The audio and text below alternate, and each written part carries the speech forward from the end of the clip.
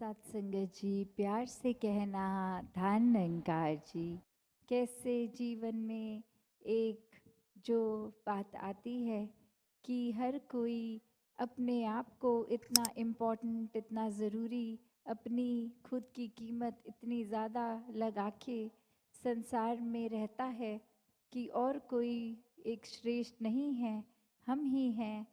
तो एक जीवन में वो बात कि कैसे अपने जीवन में एक उदाहरण, एक कहानी रूप कि बहुत साल पहले जहाँ एक राजा और उसका वज़ीर, और एक बारी बस वो वज़ीर के मन में बात आई कि हमारे राजा तो बहुत ही विनम्र हैं, ये तो देखते नहीं हैं कि कोई अमीर आया है, कोई गरीब आया है, कोई भी आता है उसकी ओर देख के मुस्कुरा के सर झुका के उसको बहुत ही तहज़ीब से मिलते हैं।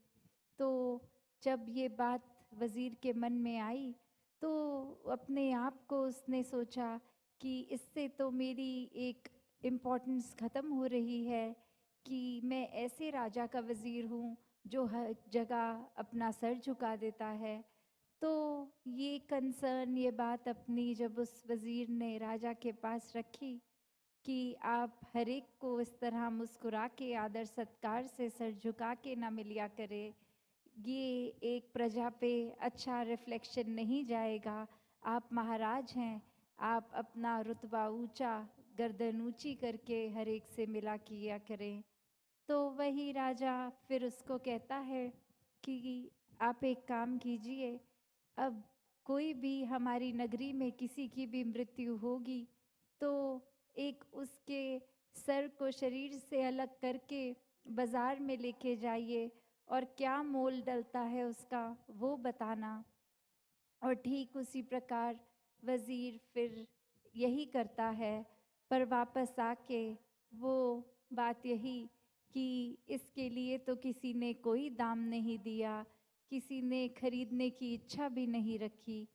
तो राजा वही बात समझाता है कि जिस सर को, गर्दन को अकड़ा के चलने की बात करते हो उसका मोल तो कुछ है ही नहीं।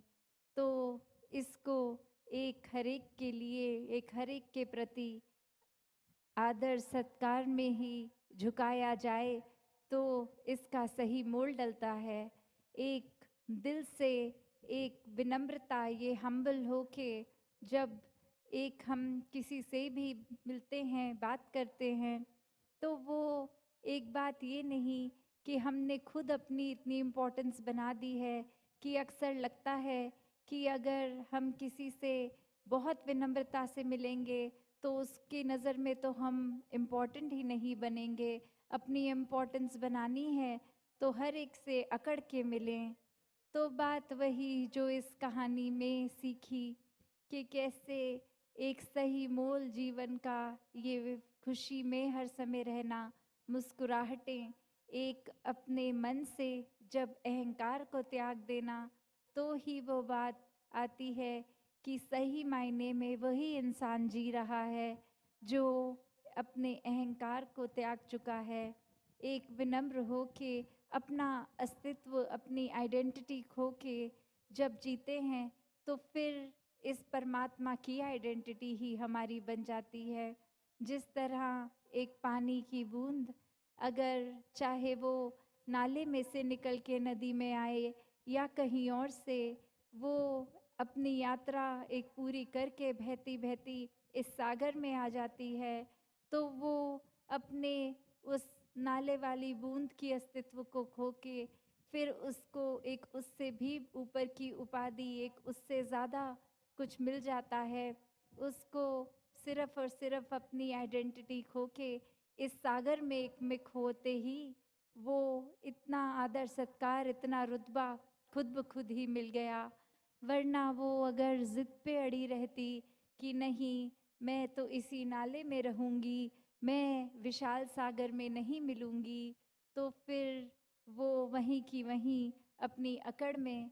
तो कैसे अपने जीवन में भी अगर हम झांक के देखें कि किस प्रकार एक जीते जी मृत्यु हासिल करनी, कि अपने अहंकार को छोड़ के एक जीते जी जब हम इस विनम्रतापूर्वक जीवन को अपनाते हैं।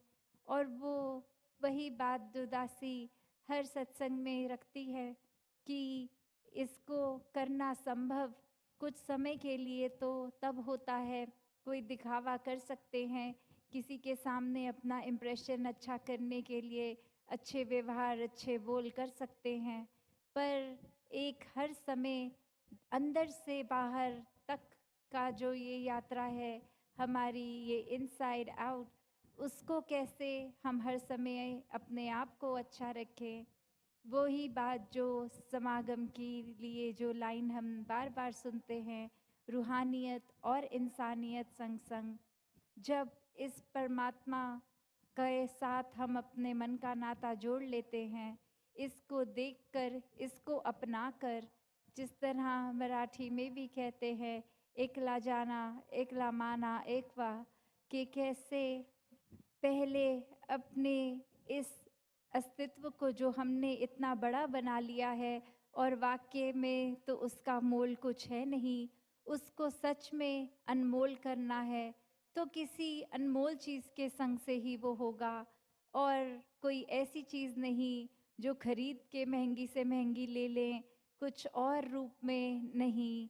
ये जो भक्तों ने हर समय एक सच्ची दौलत कही है कि ये राम रतन धन, ये परमात्मा, ये सच्चा है, ये अनमोल है, इसकी तो तुलना है ही नहीं किसी और चीज़ के मुकाबले सांसारिक। तो जब इसके साथ अपने जीवन का एक मोल डाल दिया, इससे एकमिक हो गए, तो जीते जी वो मौत मुबारक मौत है कि जब हमारा अस्तित्व ही खो गया तो वहीं एक हर चीज़ भी जीवन से चली गई। जैसे एक और कहानी उदाहरण जो दासी को इसी उपलक्ष्य में आ रहा है कि एक इंसान किसी वृद्ध आश्रम में जाता है और वहाँ देखता है कि कोई वेंटिलेशन अच्छी नहीं है। एक बहुत ही गर्मियों के दिन पहले ही तो बहुत ही गर्मी हो गई है। अब वो सोचता है कि एक मैं इधर पंखों का लगवा देता हूँ ताकि सबको आराम मिलेगा, और वो अपनी तरफ से वो पंखों की डोनेशन दे के वहाँ पंखे भी लगवा देता है। अगली विज़िट पे आता है तो सोचता है कि ये पंखे चल रहे हैं, सबको हवा मिल रही है, पर अब सबको पता कैसे लगेगा कि ये पंखे तो मैंने लगवाए हैं, ये पंखे तो मैंने खरीदे हैं, ये पंखे इधर उनको मेरी वजह से मिले हैं। अपनी जो दासी जिक्र कर रही थी जो सेल्फ इम्पोर्टेंस वाली, अब वो भाव उसके मन में आया कि हर एक को पता लगना चाहिए ये पंखे मैंने लगवाए हैं।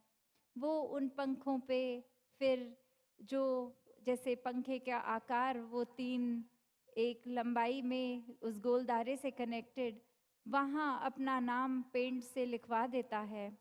और अब वो बहुत खुश कि हर एक को पता चलेगा कि मैंने क्या करा है, एक इतना अच्छा एक फैसिलिटी वाइज कन्वीनियंस दे दी है सबको। और फिर जब वो अगली विज़िट में आया, अब वो पंखे पहले की तरह चल रहे हैं, उसका नाम भी लिखा है। फिर वो देखता है कि वो स्पीड ही, वो रोटेशन इतनी फास्ट कि नाम तो पढ़ा ही नहीं जा रहा, किसी को एक रीड नहीं कर पा रहे हैं क्या लिखा है।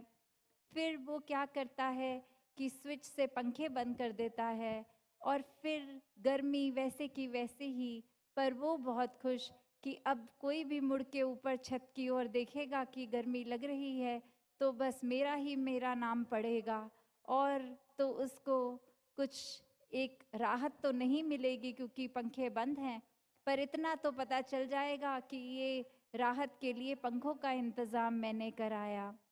तो कैसे आज इंसान की अवस्था एक अपने जीवन में खुद को ही इतना इम्पोर्टेंट बनाने का एक काम ठान लिया है कि हम इतने ही अच्छे हैं, हम इतना कुछ हर एक के लिए कर रहे हैं, हम तो जितने एक देते हैं दान करते हैं उतना और कोई नहीं करता, हम तो अपनी क्षमता से अनुसार किसी की एक मदद कर देते हैं।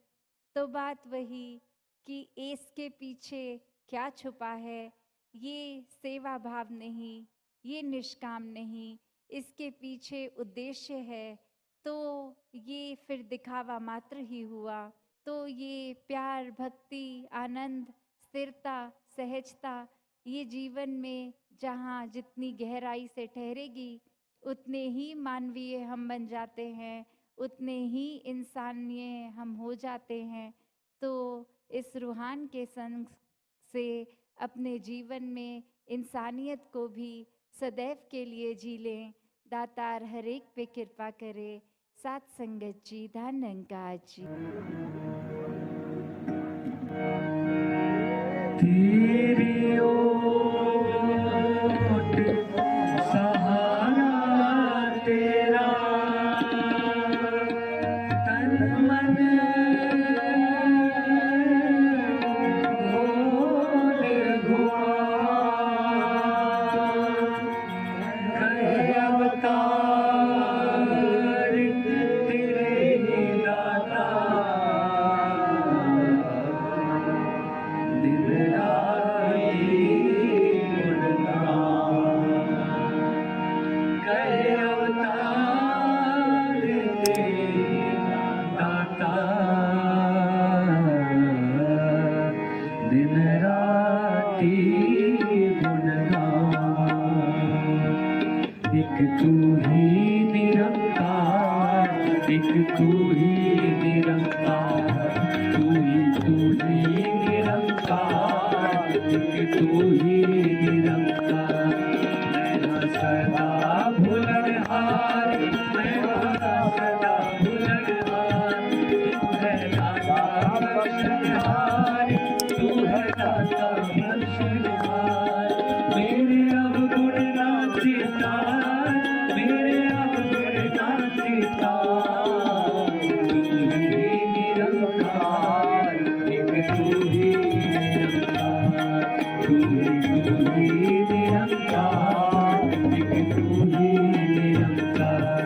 तेरा रूप है संसार, तेरा रूप है संसार, सबका भला करो करतार, सबका भला करो करतार। मेरी मंग है दातार, मेरी मंग है दातार, तू है निरंकार, तू ही निरंकार, तू ही निरंकार, तू ही निरंकार।